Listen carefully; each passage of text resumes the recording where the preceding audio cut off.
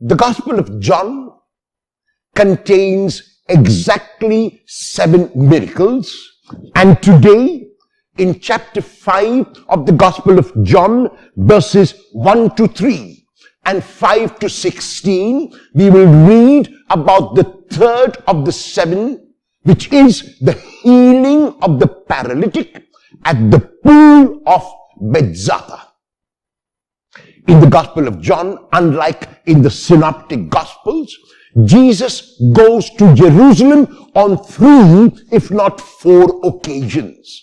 And this is one of the times when Jesus goes to Jerusalem for the feast of the Passover. And even as Jesus goes, crowds are going along with him to worship in the temple at Jerusalem. At the time of the festival, there are great crowds in Jerusalem, some going to worship God, some going to visit relatives, some going to the marketplace, some going to other places of rest and relaxation. And Jesus, on this festival day, goes to a place where he is needed.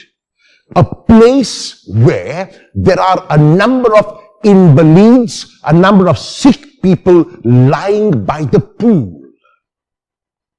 John gives us a very beautiful description of the place, so you can almost see the place if you read the text with your mind's eye. There is the portico of Solomon, there is the sheep gate, and there is the pool, and around the pool are the sick, the invalids. There was an understanding that an angel of the Lord would come and stir the water in the pool, and the one who jumped in first was the one who was saved. So people were waiting, it seems, for the stirring of the water in order to jump in and be healed. They were there at the brink of salvation. John mentions 3 kinds of invalids, 3 kinds of sick people: the blind, the lame, and the paralyzed. And of these 3 kinds, Jesus, standing where he is at a height, sees them. One man was lying there who seemed to be to Jesus most in need.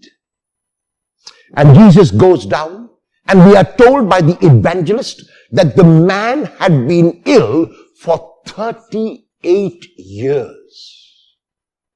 Apparently, the man had no one to help him. The man was alone. And Jesus approaches this man possibly because he seemed to him to be most in need. And Jesus approaches him as a friend and asks him an all-important question, which is, do you want to be healed? Do you want to be made well? Someone might say, is it not obvious that the man wants to be made well because he is there at the brink of the pool? Is it not obvious that the man would want to be healed because he has come there and is hoping to jump in?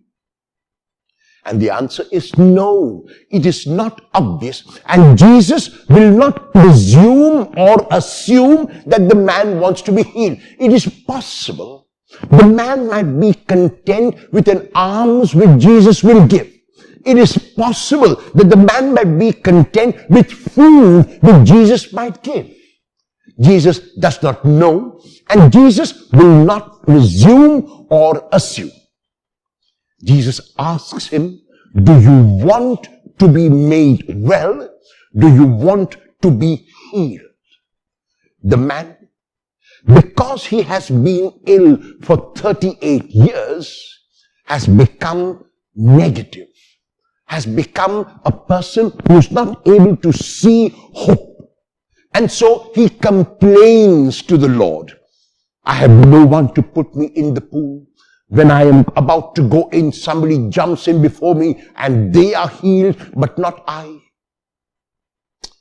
And the Lord regards even this complaint of the man as a cry for help. And regal style, he tells the man, I say to you, rise, take up your mat and walk. And we know that the man wanted to be healed because he obeys the commands of Jesus to the letter. The text says, and the man rose, took up the mat on which he lay and walked. The man who could not carry himself is now able to carry his pallet. The man who could not move is now able to move. The man who was an invalid is now made whole. Each one of us, even though we might be able to see with the eyes of our heads, might not be able to see with the eyes of our hearts. And so today, those of us who are blind with eyes of the heart ask the Lord for this healing from this blindness. Am I blind to another person's point of view? Am I blind to the challenges which people around me are going through? Am I blind to the needs of others who are crying for my help? Am I blind to the disharmony that is around me, so I do nothing about it? Am I an invalid like the person and lame because I have become lazy? I have become lethargic. I am a procrastinator. I say I will do things later and tomorrow and never get down to doing them. Have I become lame in my laziness?